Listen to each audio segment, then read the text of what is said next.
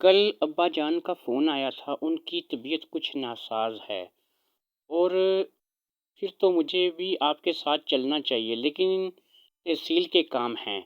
آپ پریشان نہ ہوں، حسنہ بیگم نے کہا، میں آپ کی نمائندگی کروں گی۔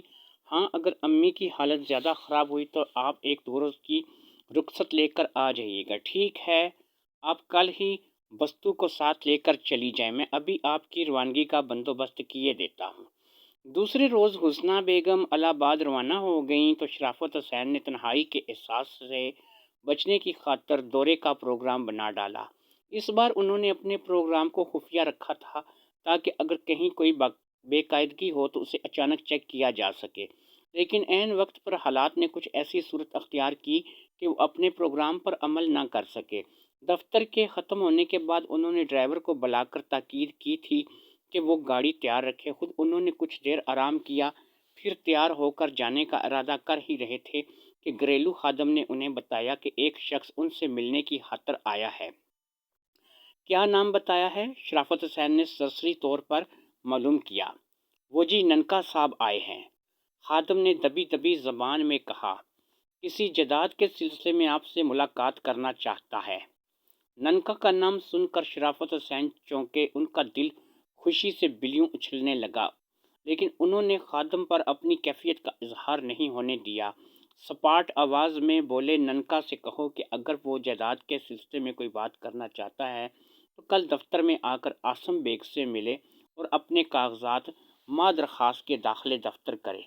اس وقت میں کہیں ضروری کام سے جا رہا ہوں، حضور اگر آپ ان سے مل لیں تو زیادہ مناسب ہوگا، خادم نے بجھی ہوئی آواز میں کہا۔ ان کے چہرے پر نفرت اور بیزاری کے ملے جلے تاثرات نظر آ رہے تھے۔ یوں لگ رہا تھا جیسے وہ ننکا سے حقارت کرنے کے باوجود اس بات کا خواہاں تھا کہ اس سے مل لیا جائے۔ شرافت حسین خادم کے چہرے پر متضاد کیفیتوں کا جائزہ لیتے رہے، پھر سپاٹ لہجے میں بولے، کیا دوسروں کی طرح تم بھی ننکا سے خوفزدہ ہو؟ آپ اس کی حرامزادگیوں سے واقف نہیں ہیں صاحب، خادم نے بڑی بے بسی سے کہا۔ اگر میں نے واپس جانے کا کہا تو ہو سکتا ہے کہ وہ اسے میری شرارت سمجھ کر میری جان کا ہی دشمن بن جائے۔ اگر تمہیں اپنی جان کا خطرہ ہے تو میں تحصیل کے سپرنٹنڈنٹ پولیس سے کہہ کر تمہاری حفاظت کا بندوبست کرا دیتا ہوں۔ شرافت حسین نے اوپری دل سے کہا، میں ہاتھ جوڑتا ہوں صاحب۔ خادم کے چہرے پر ہوائیاں اڑنے لگیں۔ آپ میری خاطر ننکا صاحب سے مل لیجئے، میں ہمیشہ آپ کا احسان مند رہوں گا۔ شرافت حسین کے ہاتھ جو سنہری موقع آ گیا تھا وہ اسے خود بھی گنوانا نہیں چاہتے تھے، چنانچہ خادم پر احسان جتانے کی خاطر دیدہ و دانستہ برا سا منہ بنا کر بولے، ٹھیک ہے، ننکا کو ڈرائنگ روم میں بٹھاؤ اور ڈرائیور سے کہو کہ وہ گھر جا سکتا ہے، میں نے اپنا پروگرام ملتوی کر دیا ہے۔ خادم نے تشکرانہ نظروں سے شرافت حسین کو دیکھا اور پھر الٹے قدموں باہر چلا گیا۔ خادم کے جانے کے کچھ دیر بعد وہ ڈرائنگ روم میں داخل ہوئے تو ننکا اپنی تمام تر خباثتوں کے ساتھ ایک طرف کھڑا تھا۔ شرافت حسین پر نظر پڑتے ہی اس نے بڑی سعادت مندی سے ہاتھ جوڑ لیے تھے۔ اس کے جسم پر اس وقت گہرے سیاہ رنگ کی دھوتی نظر آ رہی تھی، سینہ برہنہ تھا جس پر سیاہ لمبے لمبے بال کسی خونخوار جھاڑیوں کی مانند آپس میں الجھے الجھے نظر آ رہے تھے۔ سر انڈے کے چھلکے کی طرح منڈا ہوا تھا۔ بظاہر اس کی بڑی مسکین صورت بنا رکھی تھی، لیکن اس کی بڑی بڑی سرخ آنکھوں میں اس وقت بھی شیطانی قوتیں رقص کرتی ہوئی نظر آ رہی تھیں۔ شرافت حسین پوری توجہ سے ننکا کے عجیب الخلقت وجود کو دیکھتے رہے۔ اس نے اپنے ہاتھ میں کچھ مڑے تڑے کاغذات دبا رکھے تھے۔ شرافت حسین نے کاغذات لے کر ان کا مطالعہ کیا تو چونکے بغیر نہ رہ سکے۔ وہ کسی ایسی جائیداد سے متعلق تھے جس کے دو تین دعوے دار پہلے سے موجود تھے اور ایک عرصے سے ان کے درمیان جائیداد کے حصول کے لیے رسہ کشی جاری تھی۔ ننکا ایک نئے دعوے دار کی صورت میں سامنے آیا تو شرافت حسین کچھ جلا گئے۔ ٹھوس آواز میں بولے، اب تک تم کہاں سوئے ہوئے تھے؟ میں آپ کی بات کا مطلب نہیں سمجھا سرکار، ننکا نے پلکیں جھپکاتے ہوئے کہا۔ میرا مطلب یہ ہے کہ تم جس جائیداد کے لیے کاغذات داخل کرنے آئے ہو اس کے دو تین دعوے دار پہلے سے ہی موجود ہیں۔ میرے کاغذات گم ہو گئے تھے سرکار، اس لیے دیر ہو گئی، ننکا نے اپنی آواز کھردری بناتے ہوئے کہا۔ آپ مالک ہیں، دو چار شبد میرے لیے لکھ دیں گے تو سیوک کا بھلا ہو جائے گا۔ شرافت حسین دلچسپ نظروں سے ننکا کو دیکھتے رہے جو شاید لچھے دار باتیں کرنے میں بھی ماہر تھا۔ جو کاغذات اس نے پیش کیے تھے وہ بھی بظاہر جعلی ہی نظر آ رہے تھے، لیکن شرافت حسین نے اس کا اظہار نہیں کیا۔ وہ اپنی بالادستی کو برقرار رکھے ہوئے ننکا سے تعلقات بڑھانا چاہتے تھے، چنانچہ ہونٹوں پر منی خیز مسکراہٹ بکھیر کر بولے، میں نے تحصیل کے لوگوں سے تمہارے بارے میں کئی قصے کہانیاں سن رکھی ہیں۔ کیا لوگوں کا یہ خیال درست ہے کہ تم کچھ پراسرار قوتوں کے مالک ہو؟ جواب میں ننکا کی نگاہوں میں شیطانی قوتوں کا رقص تیز ہو گیا۔ اس کے پتلے پتلے بے ہنگم اور غلیظ ہونٹوں پر ایک مکروہ مسکراہٹ ابھر آئی۔ اس نے سرسراتی ہوئی آواز میں کہا، لوگ تو دیوی دیوتاؤں کے پوتر نام بھی گند اچھالنے سے نہیں چوکتے۔ میں تو کیول ایک غریب منش ہوں۔ تم شاید انکساری سے کام لے رہے ہو۔ شرافت حسین نے سنجیدگی سے کہا، پھر بغیر کسی تمہید کے بڑی رازداری سے بولے، میرے دفتر سے ایک بہت اہم فائل گم ہو گئی ہے جس کا مولنا اشد ضروری ہے۔ تم اس میں میری کچھ مدد کر سکتے ہو۔ آپ ننکا کو اپنا سیوک ہی سمجھیے سرکار، ننکا نے بڑی آہستگی سے کہا، پرنتو آپ کو اس فائل کی چنتا کیوں ستا رہی ہے؟ وہ تو آپ کے یہاں آنے سے پہلے ہی گم ہو گئی تھی۔ آئی سی۔ شرافت حسین نے چونک کر ننکا کو ایک بار پھر غور سے دیکھا، گویا تم فائل چرانے والے کا پتہ چلا سکتے ہو۔ آپ آگیا کریں، سیوک آپ کو نراش نہیں کرے گا۔ ننکا کے لہجے میں بڑا اعتماد اور گمنڈ شامل تھا۔ شرافت حسین کے ذہن میں ایک خیال بڑی سرعت سے ابھرا، ننکا جن جعلی کاغذات کا سہارا لے کر اس کے پاس آیا تھا وہ محض فریب تھا، ایک بہانہ تھا جس کی بدولت وہ اس سے ملاقات کرنا چاہتا تھا۔ لیکن کیوں؟ اسے اس سے کیا کام تھا، کیا لالچ تھی؟ اگر ننکا گمشدہ فائل تلاش کرنے میں اپنی پراسرار قوتوں کو بروئے کار لاتا تو لا سکتا تھا۔ انہی شیطانی قوتوں کے ذریعے وہ اپنی جائیداد کے دوسرے دعوے داروں کو بھی راستے سے ہٹا سکتا تھا۔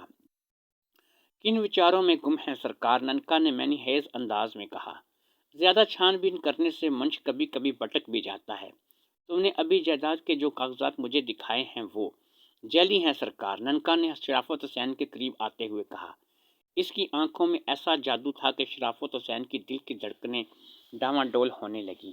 ننکا نے اپنی بات جاری رکھی، آپ کے شبھ چرنوں تک پہنچنے کے لیے سیوک نے ایک ڈھونگ رچایا تھا۔ اوہ! شرافت حسین نے سحرزدہ انداز میں کہا، تم دل کی باتیں بھی جان لیتے ہو۔ آپ کی کرپا ہے سرکار، ورنہ میں نیچ ذات بھلا کس قابل ہوں؟ ننکا۔ شرافت حسین نے ننکا کی پراسرار قوتوں کو محسوس کیا تو کھل کر بات کی، کیا تم جانتے ہو کہ پرانے قلعے میں کوئی شاہی دفینہ بھی موجود ہے جس کو حاصل کرنے کی خاطر اب تک کئی افراد ناکام ہو چکے ہیں؟ اسی خزانے کی وجہ سے سرکار نے وہاں عام لوگوں کا داخلہ بند کر دیا ہے۔ سیوک تو اور بھی بہت کچھ جانتا ہے سرکار، لیکن یہ جگہ مناسب نہیں۔ میں آج رات 12 بجے مرگٹ کے قریب ہنومان کے پرانے مندر کے پاس آپ کا انتظار کروں گا۔ ننکا نے اپنے جسم کو تھوڑا سا آگے جھکا کر بڑی ہی مدھم آواز میں سرگوشی میں کہا۔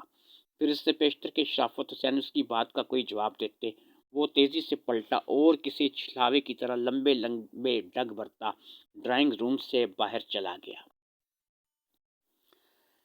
پولیس چوکی کا انچارج اس وقت اپنے کمرہ خاص میں بیٹھا شراب کی چسکیاں لینے میں مصروف تھا۔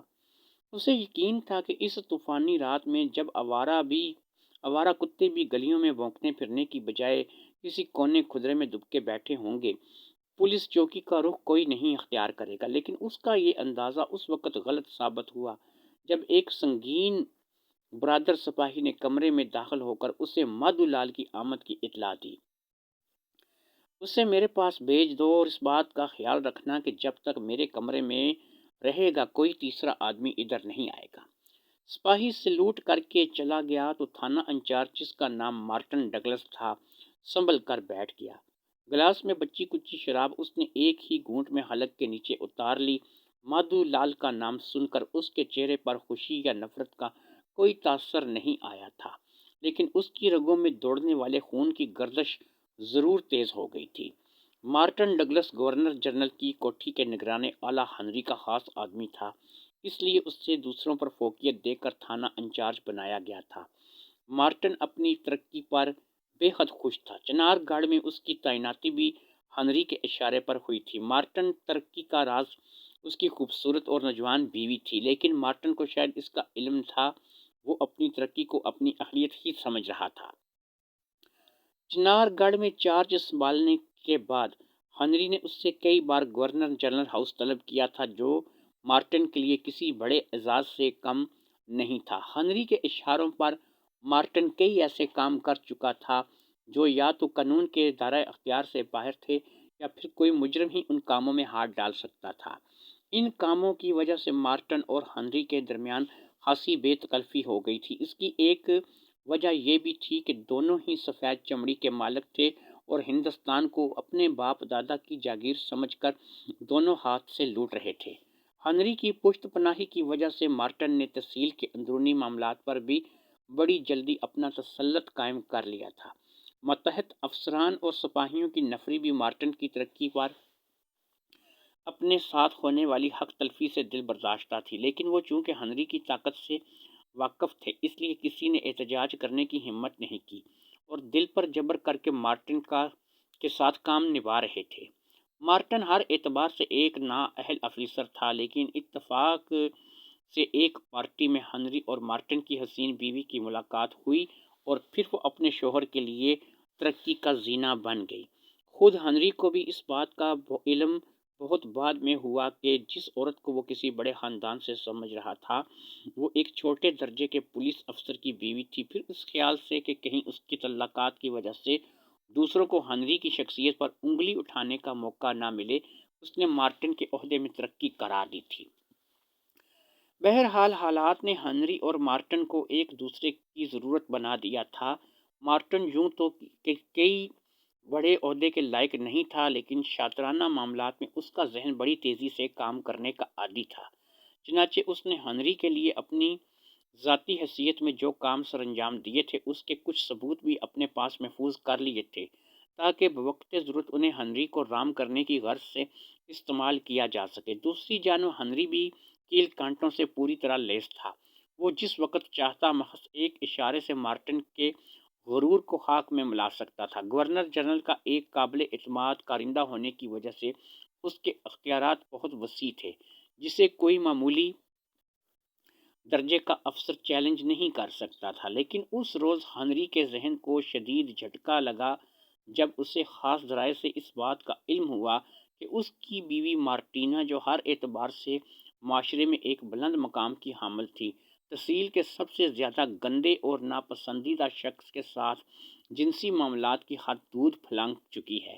ننکا کی پراسرار شخصیت کے بارے میں ہنری کو بھی تفصیل کے ساتھ ساری خبریں ملتی رہتی تھیں، لیکن وہ اس بات سے خوفزدہ تھا کہ اگر اس نے کھل کر ننکا کے مقابلے پر آنے کی کوشش کی تو اس کی زندگی بھی دوسروں کی طرح خطرے میں پڑ سکتی تھی۔ چنانچہ اس نے دوسرا راستہ اختیار کیا اور مارٹینا پر کچھ پابندیاں عائد کرنا شروع کر دیں۔ دبی زبان میں اس نے مارٹینا کو اس بات کا بھی اشارہ دیا کہ اگر وہ چاہے تو اپنے کسی ہم رتبہ شخص کے ساتھ تعلقات بڑھا سکتی ہے، لیکن ننکا اسے دور رہنا پڑے گا۔ مارٹینا نے بڑی دیدہ دلیری سے ننکا کے ساتھ اپنی کسی رسم و رسم کی تردید کی، لیکن وہ چھپ چھپ کر برابر سے اسے ملتی رہی۔ ننکا اسے اپنی پر اصرار طاقتوں کے علاوہ ایک مرد کی حیثیت سے بھی کچھ زیادہ ہی بھا گیا تھا۔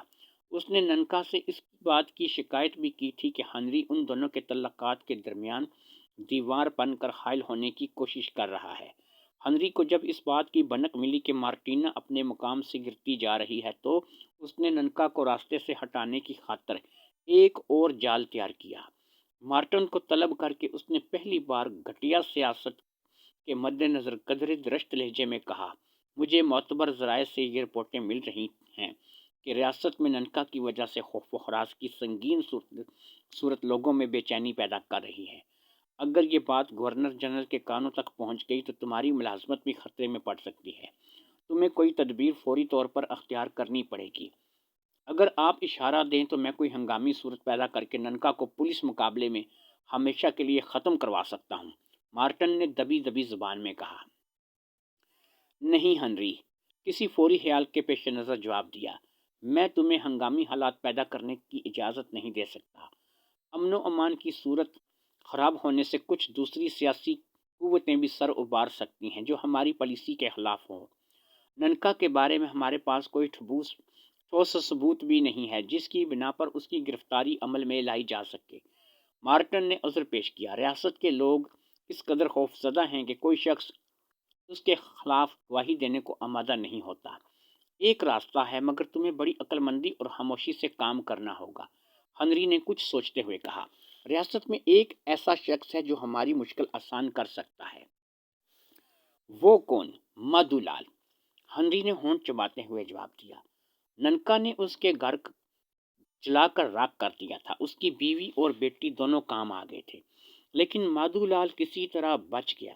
بعد میں اس نے گورنر جنرل کے نام ایک ذاتی شکایت روانہ کی تھی جو میرے ہاتھ لگ گئی۔ مادھو لال کی اس شکایت کے مطابق ننکا اس کی بیٹی سے شادی کرنا چاہتا تھا، جبکہ وہ اپنی بیٹی کا رشتہ کرم چند نامی ایک بزنس مین سے طے کر چکا تھا۔ ننکا نے مادھو لال کے گھر کو آگ لگانے کے ساتھ ساتھ کرم چند کو بھی ٹھکانے لگا دیا تھا۔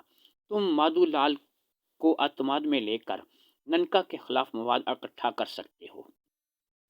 کیا مادھو لال نے پولیس میں باقاعدہ کوئی رپورٹ درج نہیں کرائی تھی؟ نہیں، ہنری نے سپاٹ آواز میں جواب دیا۔ اس نے گورنر جنرل کو بھیجنے والی درخواست میں اس بات کا ذکر کیا تھا کہ ننکا غالباً بلیک میجک یا کسی پراسرار طاقت کا مالک ہے، جس کی وجہ سے وہ لوگ اس سے ڈرتے ہیں۔ مارٹن کو ذاتی طور پر بھی ننکا کے بارے میں اس کی غیر مرئی قوتوں کا علم تھا، لیکن اس نے اس کا اظہار نہیں کیا تھا۔ کچھ دیر تک ہنری کے ساتھ تبادلہ خیالات کرنے کے بعد اس نے خفیہ طور پر مادھو لال سے ملاقات کی۔ مادھو لال پہلے تو سامنے آنے سے انکار کرتا رہا، پھر جب مارٹن نے ہر طرح سے اس کی تحفظ کی ذمہ داری کا یقین دلایا تو وہ بادل ناخواستہ تیار ہو گیا، اور اب جب ایک سنتری نے اتنی رات گئے مارٹن کو مادھو لال کی آمد کی اطلاع دی تو وہ سنبھل کر بیٹھ گیا۔ شراب کی بوتل اور گلاس اس نے سپاہی کے کمرے سے نکلتے ہی سامنے سے ہٹا دیے تھے۔ مادھو لال کمرے میں داخل ہوا تو اس کا لباس بارش کی پانی اور گرد و غبار کی وجہ سے بے حد خراب ہو رہا تھا، لیکن وہ اس وقت خاصا مضطرب اور پرجوش سا دکھائی دے رہا تھا۔ بیٹھو، مارٹن نے اسے بیٹھنے کا اشارہ کیا۔ میں اس سمے بیٹھنے کے ارادے سے نہیں آیا سرکار، مادھو لال نے پھولی ہوئی سانسوں کے درمیان کہا۔ آپ کو اب بھی اور اسی وقت میرے ساتھ چلنا ہوگا۔ کہاں؟ مارٹن نے اس کی کیفیت کا اندازہ لگاتے ہوئے مختصر دریافت کیا۔ قبرستان، مادھو لال نے ہاتھوں کی منٹھیاں بھینج کر جواب دیا۔ میں آپ کو وہ ٹوٹی پھوٹی قبر دکھانا چاہتا ہوں جہاں میری جمنا کی گلی سڑی ہڈیاں آج بھی دشت ظالم تینا کے حکم پر کھڑکھڑانے لگتی ہیں۔ مادھو لال، تم ہوش میں تو ہو؟ مارٹن نے پہلو بدل کر پوچھا۔ میں سچ کہہ رہا ہوں سرکار، مادھو لال نے ہاتھ باندھ کر رندی ہوئی آواز میں جواب دیا۔ میں بھگوان کی سوگن کھا کر کہتا ہوں کہ میں نے خود اپنی آنکھوں سے اس پاپی اور کٹھور ننکا کو جمنا کی آتما سے باتیں کرتے ہوئے سنا ہے۔ میری سپتری کی آتما ابھی تک اس کے قبضے میں ہے۔ مادھو لال نے مارٹن کے استفسار پر پوری تفصیل بیان کی تو مارٹن اپنی کرسی پر کسمسا کر رہ گیا۔ مادھو لال نے جو بیان کیا تھا وہ ناقابل یقین تھا، لیکن ہنری نے اسے جو ہدایت دے رکھی تھی اس کی وجہ سے وہ مادھو لال کو جھٹلا نہیں سکتا تھا۔ میری بات کا وشواس کریں سرکار، مادھو لال جذباتی ہونے لگا۔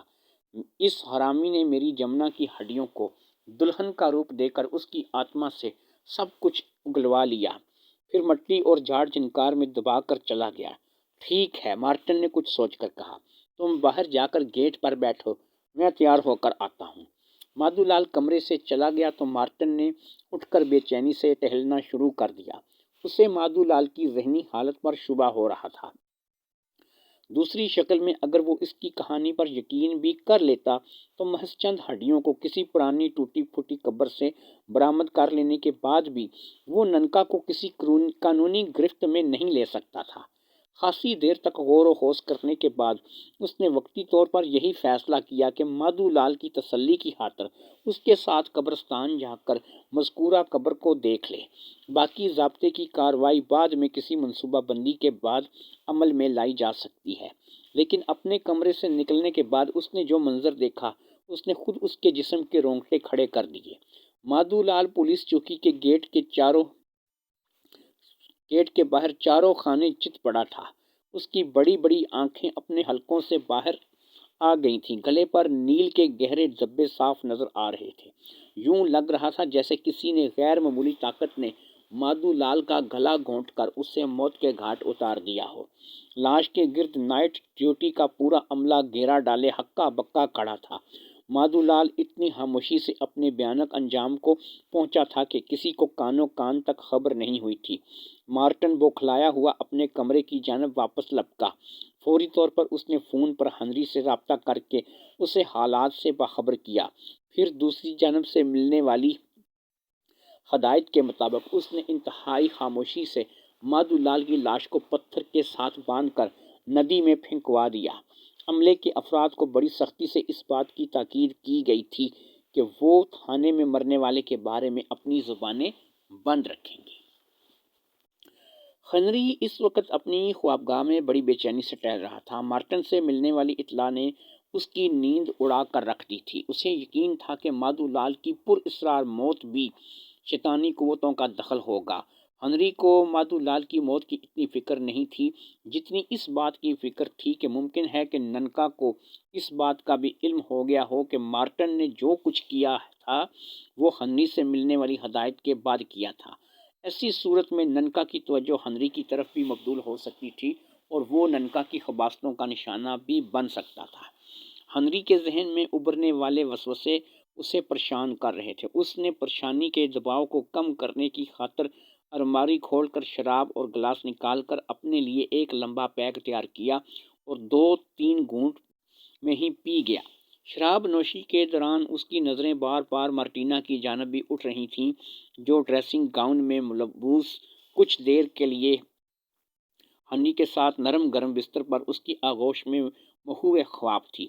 اب وہ بھی ہنری کی پیشانی سے بے خبر گہری نیند سو رہی تھی۔ اس کا ڈریسنگ گاؤن بے ترتیب ہو رہا تھا جس کی اوٹ سے اس کا خوبصورت اور حسین جسم جھانک رہا تھا، لیکن اس وقت ہنری اس خوبصورت جسم کے نشیب و فراز کو دیکھ کر کچھ اور الجھ گیا۔ یہ احساس کسی زہریلے تیر کی طرح اس کے وجود میں چبھنے لگا کہ اس وقت وہ جس گندی اور ناپاک شخصیت کی وجہ سے اپنی پریشانی کو شراب میں غرق کر رہا تھا وہی ناپسندیدہ اور غلیظ شخصیت مارٹینا کے حسین جسم سے وابستہ تھی۔ خوابگاہ میں روشن بلب کی نائٹ روشنی میں اس کے جسم کو اور بھی خوش و ربا بنا رکھا تھا۔ ہنری نے نفرت انگیز نگاہوں سے مارٹینا کی سمت دیکھا اور پھر نگاہیں پھیر لیں۔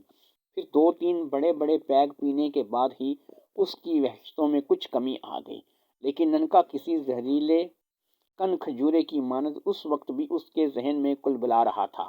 ننکا کا وجود اب ہنری کے لیے ناقابل برداشت ہو چکا تھا۔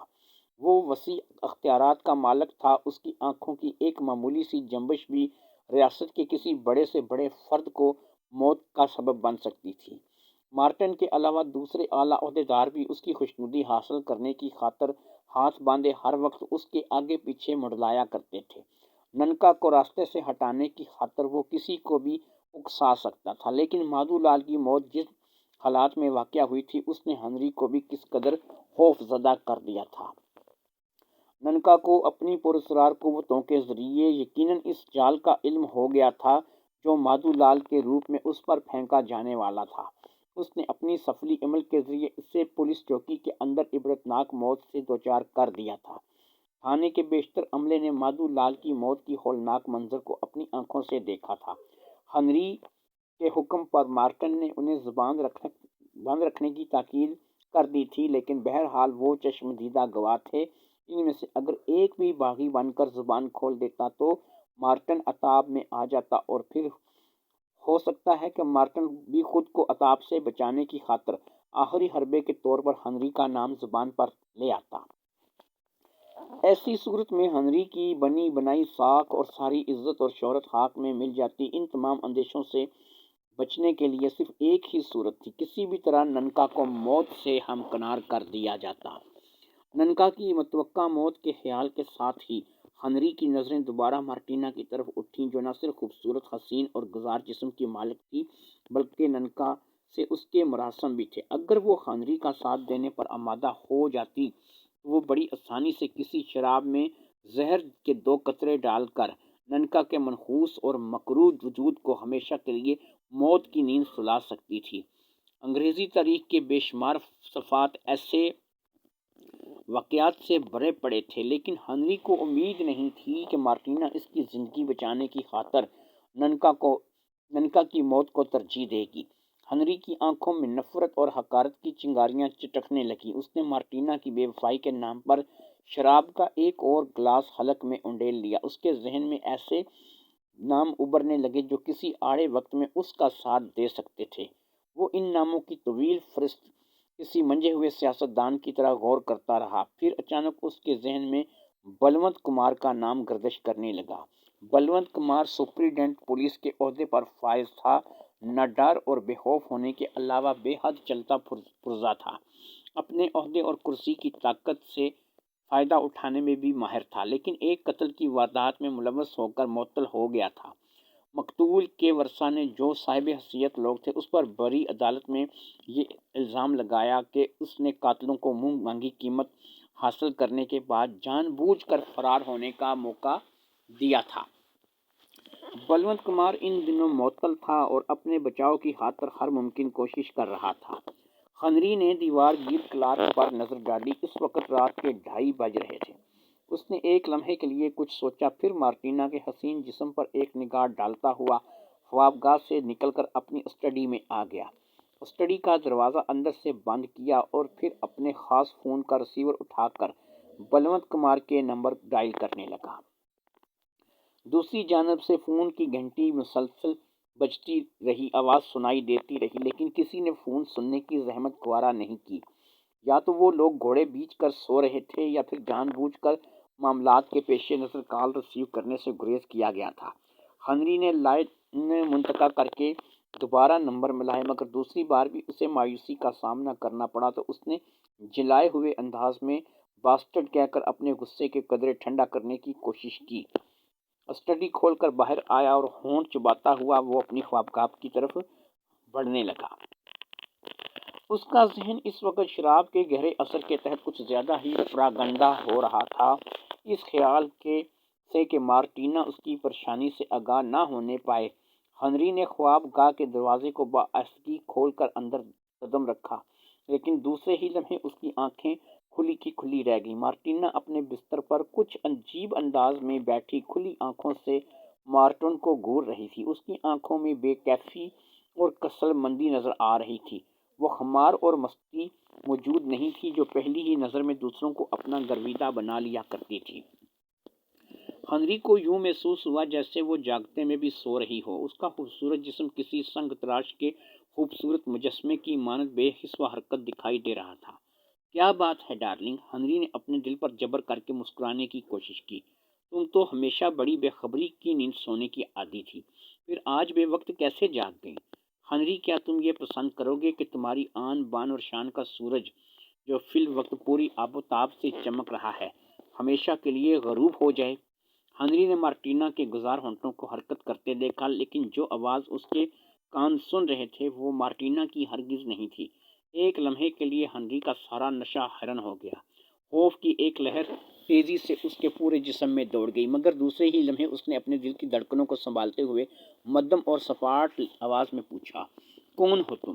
تم نے میرے سوال کا جواب نہیں دیا۔" اس بار مارٹینا کے ہونٹوں سے ایک نئی آواز بلند ہوئی، "کیا چنار گڑھ سے تمہارا دل بھر چکا ہے؟ کیا تم چاہتے ہو؟" ہنری کے دل کی دھڑکنیں تیز ہونے لگیں۔ اس کے ذہن میں ننکا کا پراسرار نام خطرے کی سرخ بتی کی طرح تیزی سے جلنا بجھنا شروع ہو گیا۔ اب جب تمہارا من میرا دھیان آ گیا ہے تو ایک بات کان کھول کر سن لو۔ اس بار مردانہ آواز سنائی دی، "مکتی چاہتے ہو تو میرے بارے میں وچار کرنا چھوڑ دو۔ تمہارے پاس زندہ رہنے کا کیول ایک راستہ ہے۔ زیادہ چلتر، چالاک اور چنڈال بننے کے سپنے دیکھو گے تو تمہارا انت مادھو لال سے بھی زیادہ خطرناک اور بھیانک ہوگا۔ ہنری نے اس بار کوئی جواب نہیں دیا۔ کسی نادیدہ قوت کے خوف کے احساس سے اس کے مضبوط اعصاب بری طرح سے جھنجھوڑ کر رکھ دیا تھا۔ وہ پھٹی پھٹی نگاہوں سے مارٹینا کو دیکھ رہا تھا، جس کے اندر کوئی اور ہی روح سما چکی تھی۔ خود بھی کھاؤ پیو عیش کرو اور دوسروں کو بھی موج مستی کرنے دو۔ راستے میں روڑے اٹکانے کی کوشش کرو گے تو کسی نہ کسی کو منہ دکھانے کے قابل نہیں رہو گے۔ کیا میں اس وقت ننکا کی آواز سن رہا ہوں؟ ہنری نے ہمت کر کے پوچھا۔